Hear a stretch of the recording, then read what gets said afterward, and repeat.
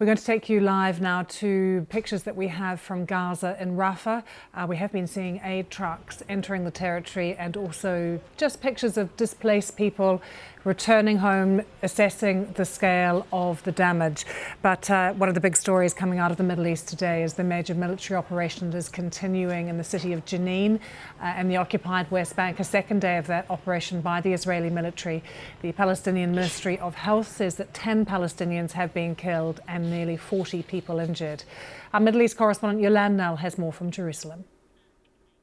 Well, I was just speaking a short time ago to a local journalist who works with us, and he was saying that in Jenin early this morning there were explosions that could be heard, shooting as well in Jenin's urban refugee camp, which has really been the main focus of Israel's new large-scale military operation in the city. Witnesses say Israeli snipers now surround that camp and that while families were allowed out from one exit, they could be seen, many of them being strip-searched, some people being arrested by Israeli forces. We heard how there had been local people, patients and medics among them, trapped inside a main hospital in Jenin for many hours as Israeli military bulldozers destroyed roads around it and the entrances to the hospital, making it impossible for ambulances to reach there. The Israeli military has said that it's looking for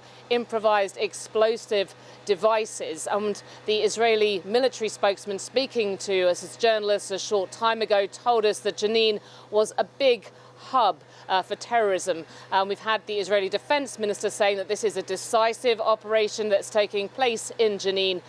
We've also had the Palestinian armed groups Hamas and Islamic Jihad, which are known to have a strong presence in the city, calling on Palestinians in the West Bank really to respond to this new Israeli raid by attacking Israeli forces. And there's a lot of concerns that this could really ignite tensions in the West Bank, just as that ceasefire in Gaza is taking hold.